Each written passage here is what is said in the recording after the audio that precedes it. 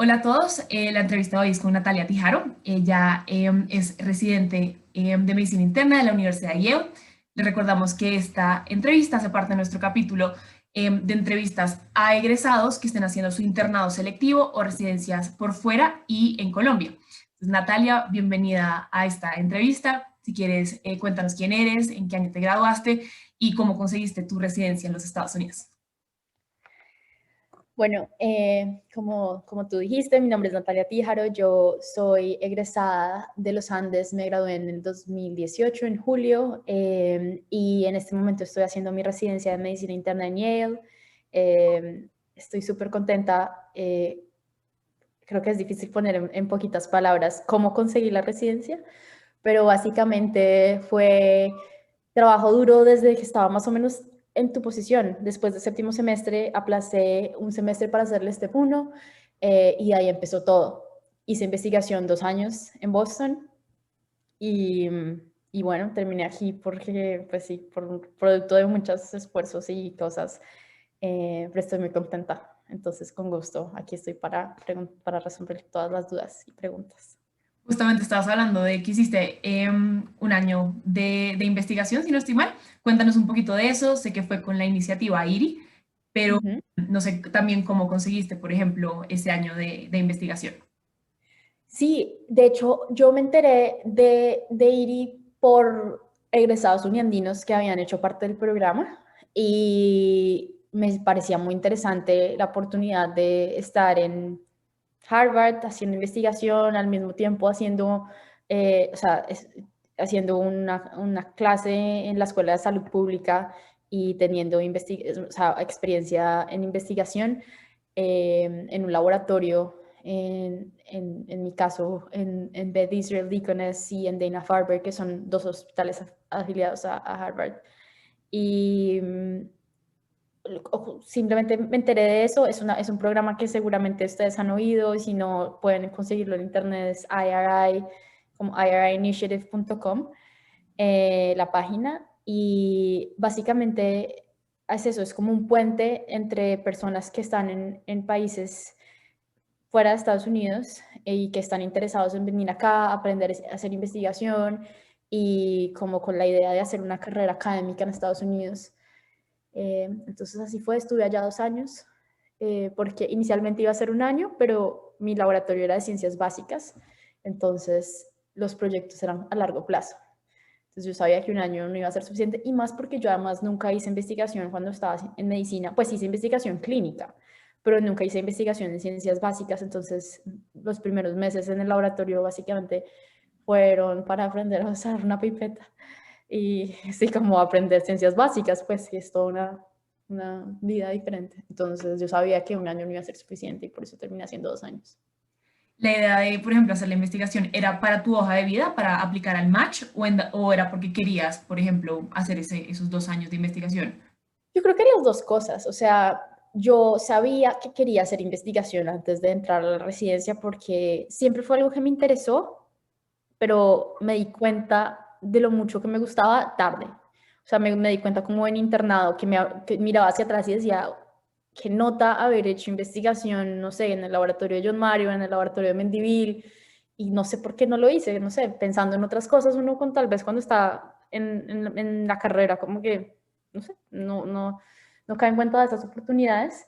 Entonces me daban ganas de hacerlo y a la vez sentía que era una buena forma de hacer una transición entre medicina y residencia si me quería venir para acá, como para aprender a trabajar con la gente acá, empezar a hacer una vida acá, y no como llegar de una a hacer residencia y que fuera más el choque. Entonces fueron las dos cosas. También sabía que me iba a fortalecer, o sea, iba a hacer que mi aplicación a la residencia fuera más fuerte si tenía investigación acá, publicaciones, si tenía cartas de recomendación de acá.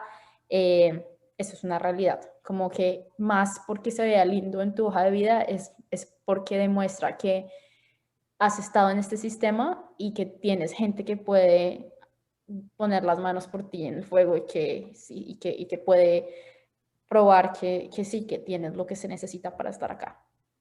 Hablando Pendejo. mucho como de, no, total, como de fortalezas. En tu internado selectivo, tú hiciste rotaciones clínicas en los Estados Unidos también. Ujú. Eso En tu también fue una gran caso, fortaleza de mi aplicación a la residencia, tienes toda la razón. Em, entonces, apliqué mi historia, yo sabía que quería hacer hematología desde chiquita. Pues no chiquita bebé, pero desde cuarto semestre o algo así.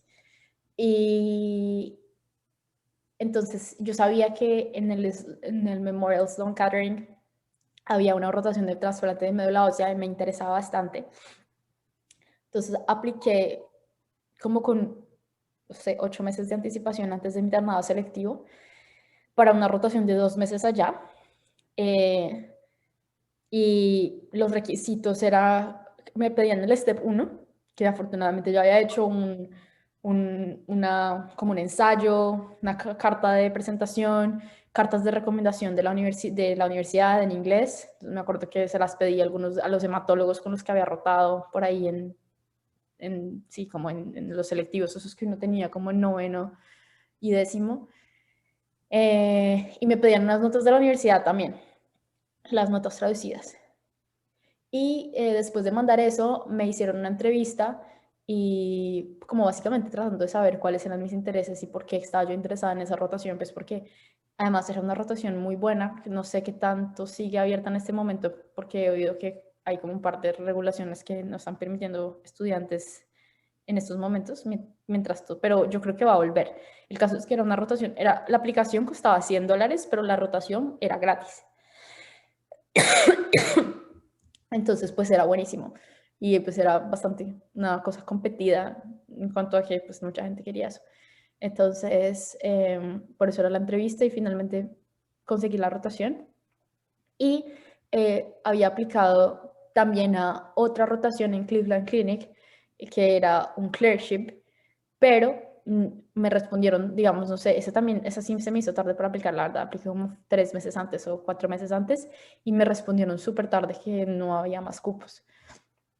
Y yo, de todas formas, quería hacer algo aquí, así fuera lo que sea, como, pues como para empezar, ya que no iba a ir a Cleveland, como que me empecé a buscar otras opciones, entonces me metí a la página de Mayo Clinic y me metía como la parte de hematología a mirar los emails de los doctores y literal como los attendings de hematología. A mí me gusta mucho mieloma, entonces me metí a los attendings de mieloma y a buscar y a escribirles emails. Le escribí emails a 10 personas, yo no sé.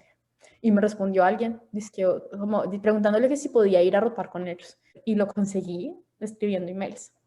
yo creo que eso es como, no sé si es algo que de entrevistar a gente me he dado cuenta, que mucha gente hace eso, o sea, como que se mete en las páginas y busca ¿Mm? nombres de latinos. El único doctor latino de programa X les escriben y terminan con un contacto, otro contacto, teniendo un cupo, sea en la residencia, como en ¿Mm?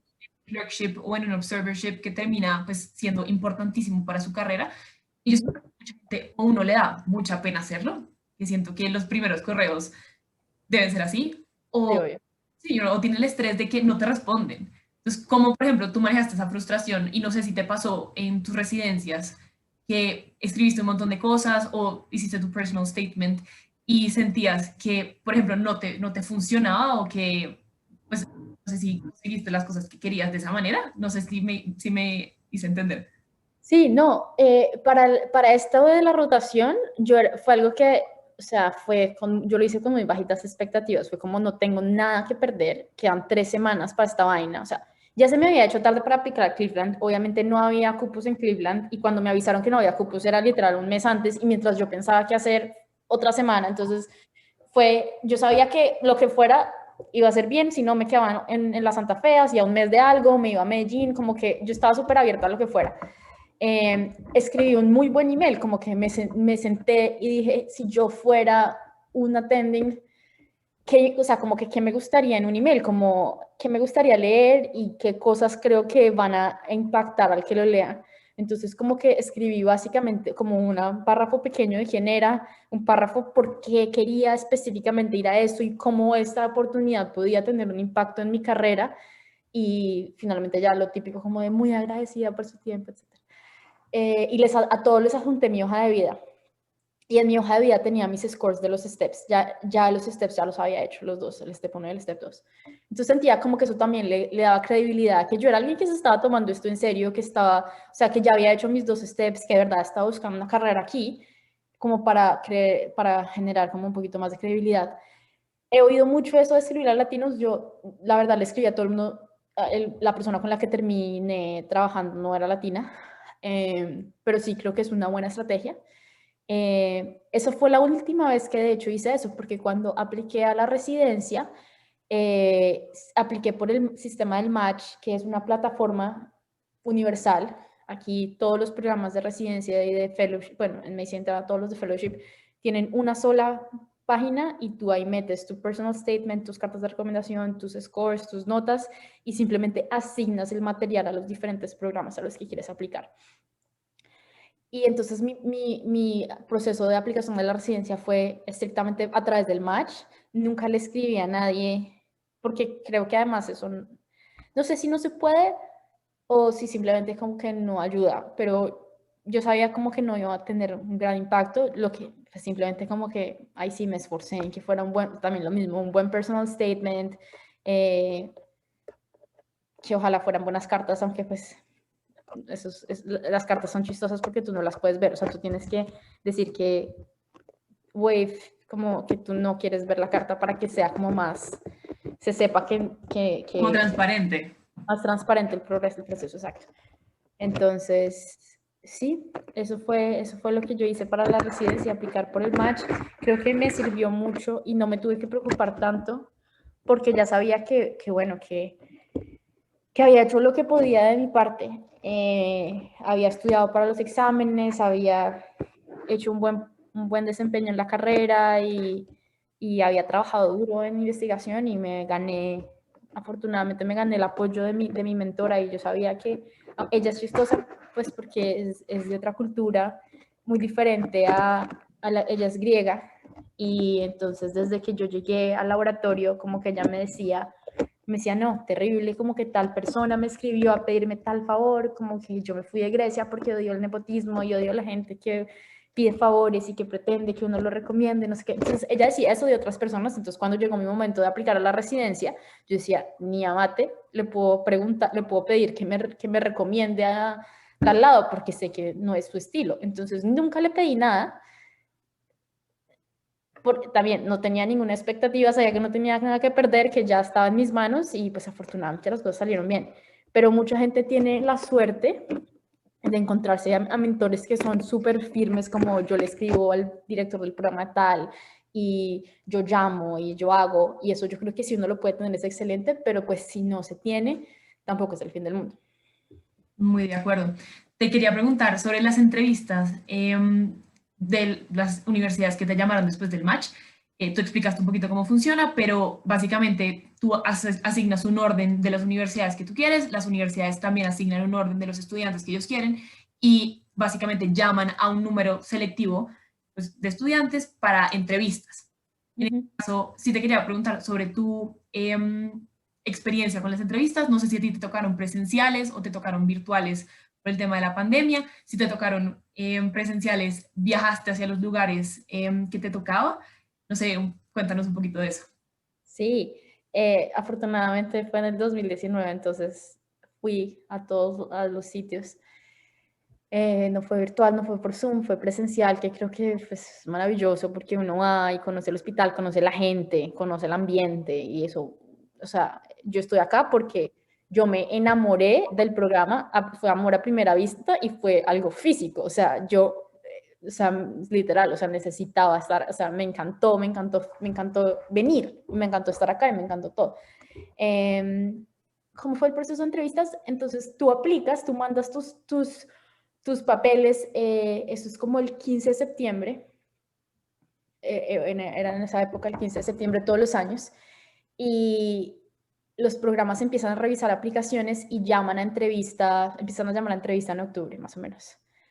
Y te mandan un email y tú básicamente como que cuadras las entrevistas con tu calendario, viendo cuándo te queda mejor y uno cuadra viajes y no sé qué. Y es interesante, la verdad son muy diferentes las entrevistas en cada sitio.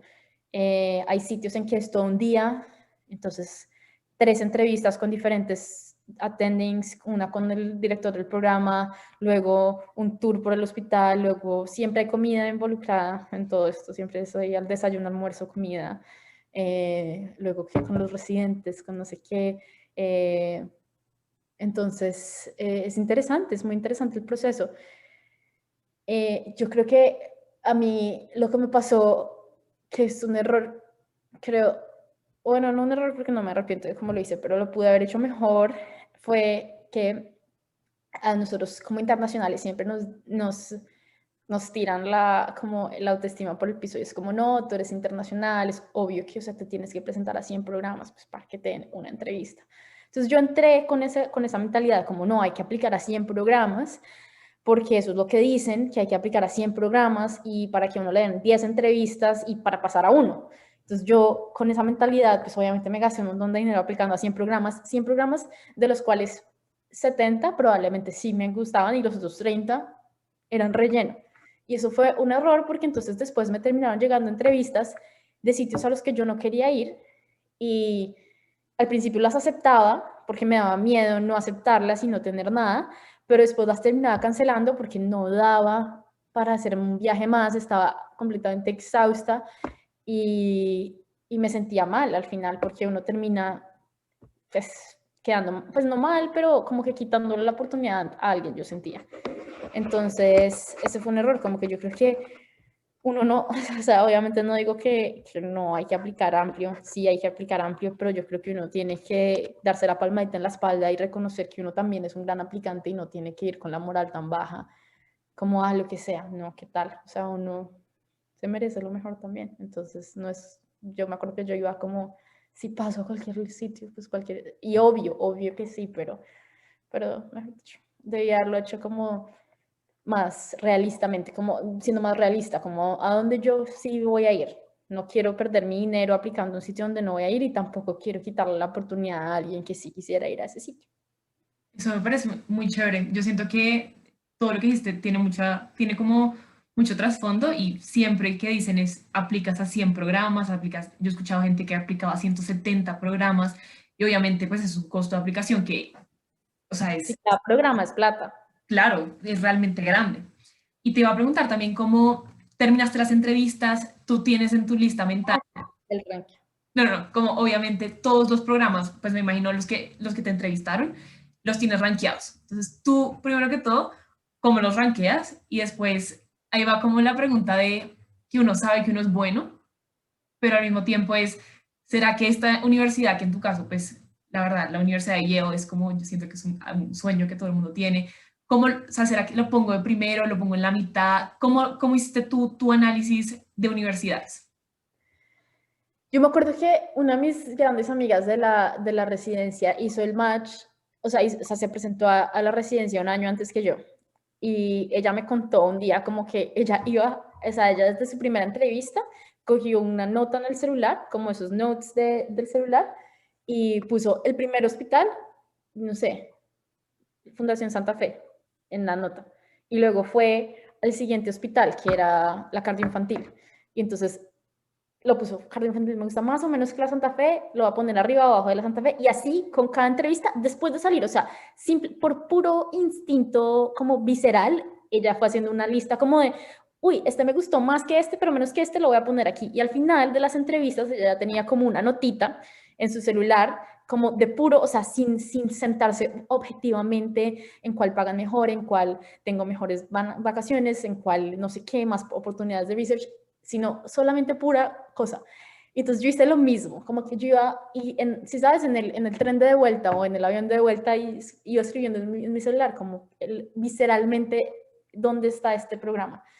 Y al final, en febrero, me senté ya más objetiva a pensar, yo dónde creía que iba a ser más feliz. O sea, para mí eso fue todo. O sea, para mí la residencia son 3 años, o bueno, 4 años, dependiendo, o 5 años, dependiendo de lo que vaya a hacer la gente, en que uno lo deja todo en la cancha y para mí era muy importante pensar dónde yo me iba a sentir como que les importaba mi bienestar y dónde sabía que me iban a apoyar para que en medio de todo yo fuera lo más feliz que pudiera ser. no me importaba tanto las oportunidades de investigación o los nombres, porque al final, la verdad, aquí todos los programas, o sea, obviamente hay unos con más que otros, pero en general todos los programas están, ¿cómo se llama eso?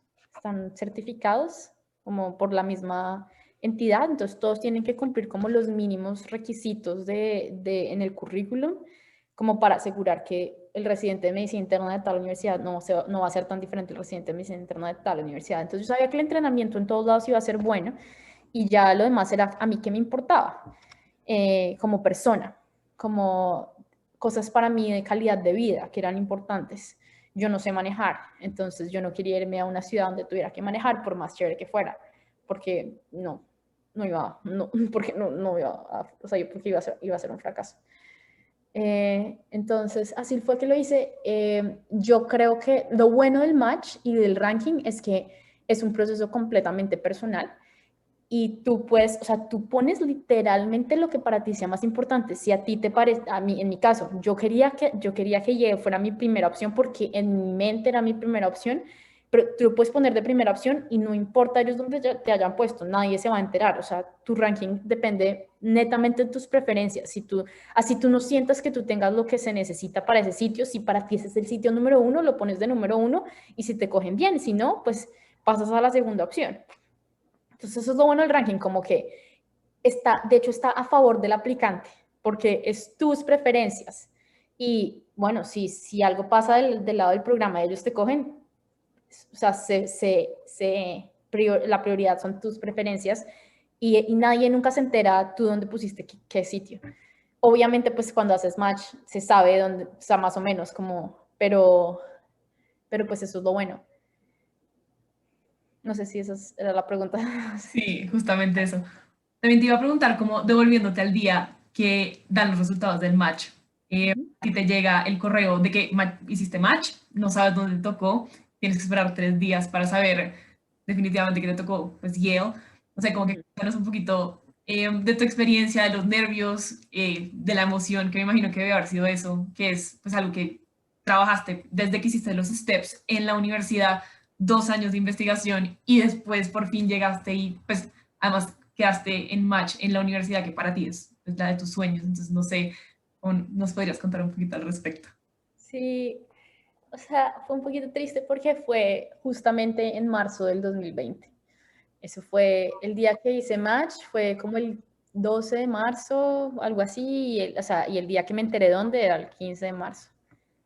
Y estábamos de verdad en el pico del miedo de la pandemia,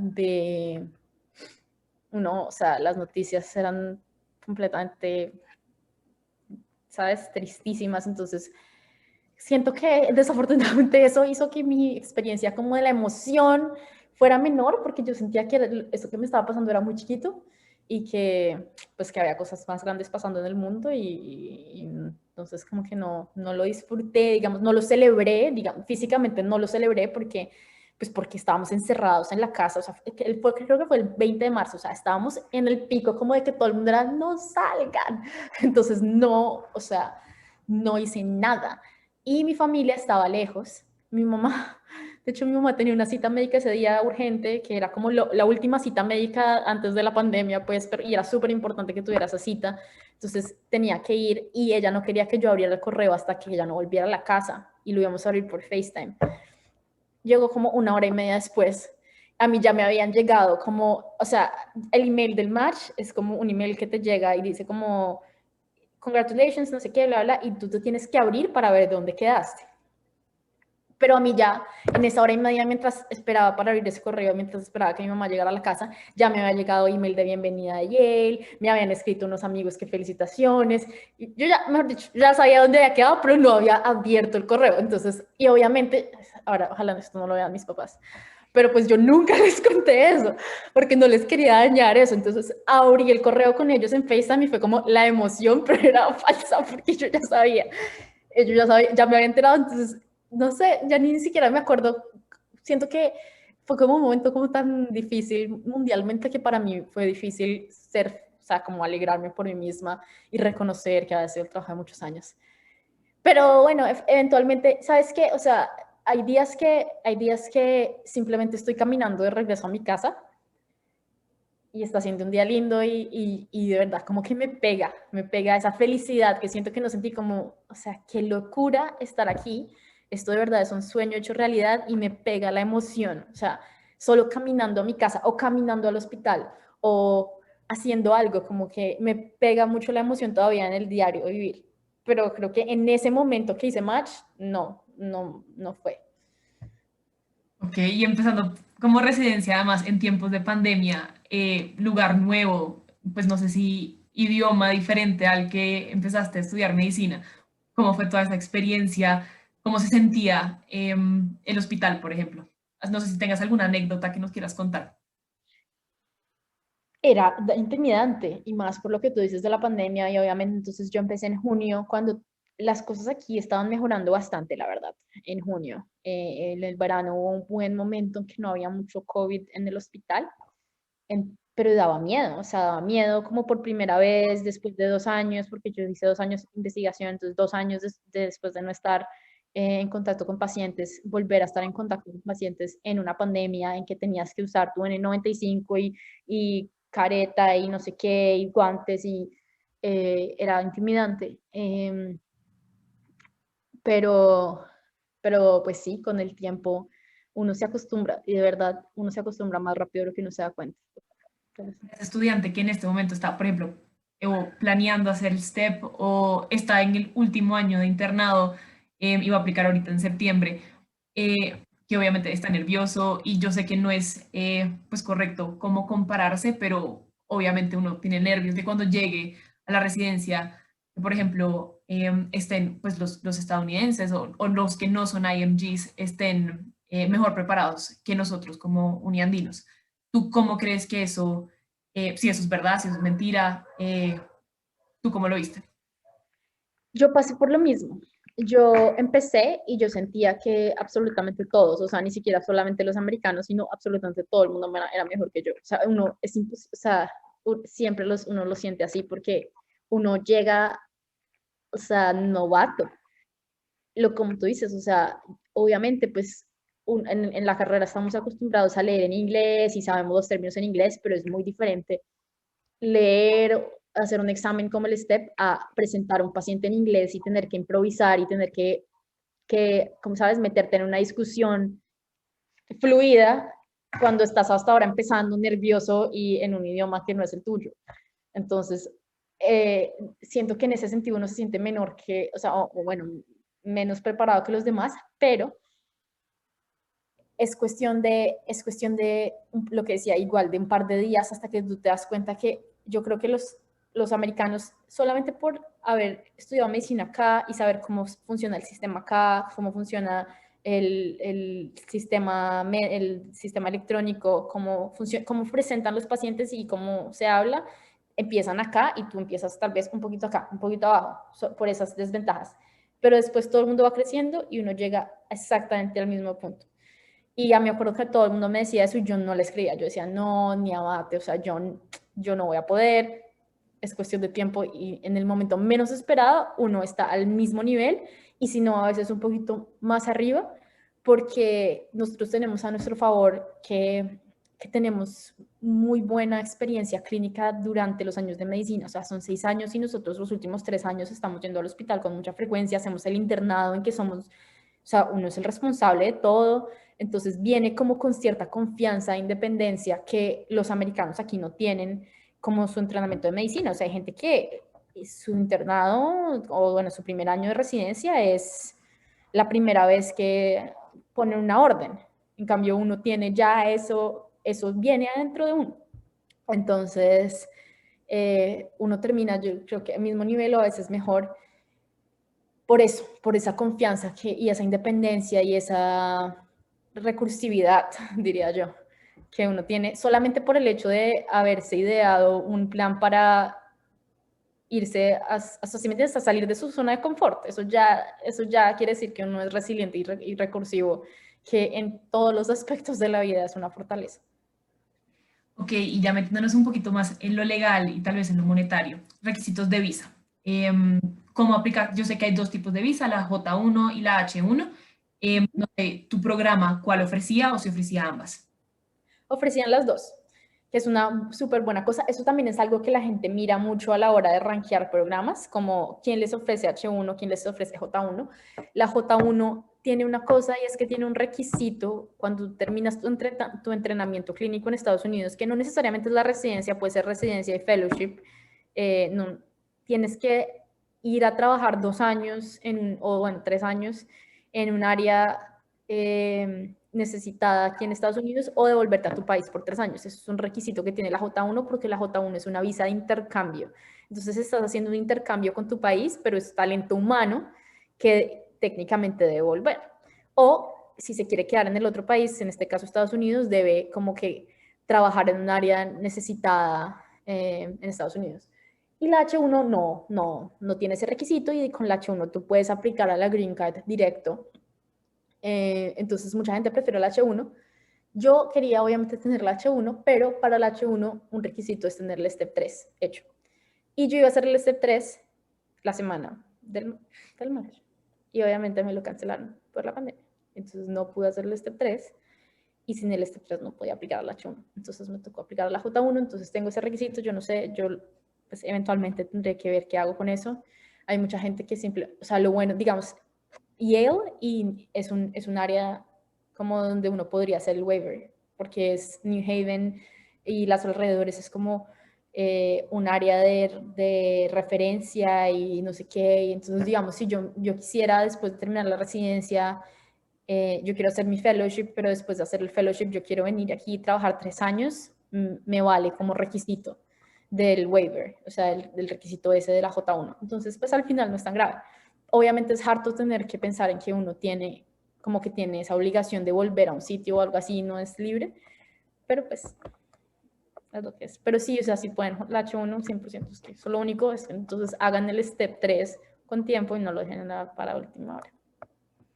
Con temas monetarios, un estimado, yo entiendo que los steps cambian de precio, sobre todo el uno, el 2 y el 3, pero tu proceso de residencia en el match, un estimado más o menos contando viajes, contando entrevistas, más o menos cuánto gastaste para las personas que, por ejemplo, lo quieran hacer y en dado caso de que no sea presencial, de que sea no virtual, sino presencial, más o menos cuánto estarían estimando que cuesta todo.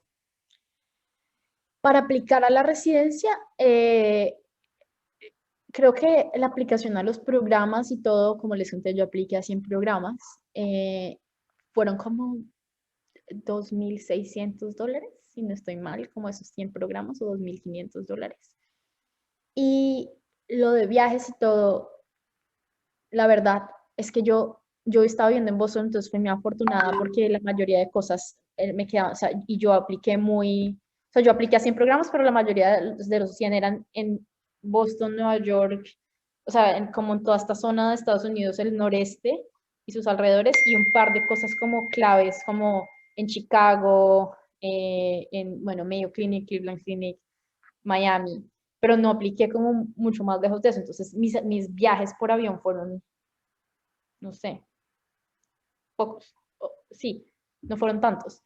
Entonces, no sé bien es cuándo, pero yo diría que en general yo me iría por ahí con un presupuesto como de $4,000 o algo así, como para ir tranquilo, como para ir cómodo de saber que uno puede viajar las veces que necesite viajar y sí, diría, incluyendo la aplicación, e incluyendo como los papeles y eso, creo que $4,000 es más o menos. Y la gente que, digamos, lo hace desde Colombia, trata de agendar las entrevistas en un periodo de, no sé, 2 semanas o algo así, para que sea un viaje nada más, o bueno, o 2 viajes, pero hacerlo como estratégico. Claro. Si tú te tuvieras que devolver, estás, no sé, en 12º semestre, tal vez no has hecho el IRI, pero ¿qué harías diferente? O sea, como definitivamente un consejo para alguien que esté en, no sé, 10º semestre, que sepa que ya quiere hacer su residencia en los Estados Unidos, pues aparte de hacer el step 3 antes de irse. Aplicaría el selectivo con tiempo, que no les pase lo que me pasó a mí con Cleveland. Hacer justamente lo que hice con los con Sloan Kettering fue perfecto, que fue como 8 meses antes de empezar selectivo, o 6 meses antes de empezar selectivo. aplicar con tiempo el selectivo es clave para conseguir buenas oportunidades, porque así como nosotros hay millones de IMGs buscando oportunidades para rotar aquí, entonces eso con tiempo es mejor. Eso haría diferente. Y lo que te conté del match, como que haber sido más realista con los sitios a los que realmente quería ir y no haber, y sí, haber confiado un poquito más en mí y saber que no tenía que ir con una moral tan bajita. Bueno, Natalia, esas eran las preguntas que tenía para ti el día de hoy. No sé si quieras, no sé, darnos alguna red social o un correo en los que los estudiantes te pueden escribir si tienen dudas extra. Igual nosotros como Consejo Estudiantil los comentarios pueden hacer las preguntas y te las podemos redirigir a ti, pero en dado caso de que alguien tenga algo súper específico que te quiera hacer esa pregunta. Claro, me pueden escribir a mi correo, es natalia.tijaroovalle, que son mis dos apellidos, todo pegado, @iel.edu. Y ya, Muchísimas gracias, Natalia, de verdad, y por esta entrevista y por contarnos un poquito también de tu vida y de cómo fue todo tu proceso. con todo el gusto.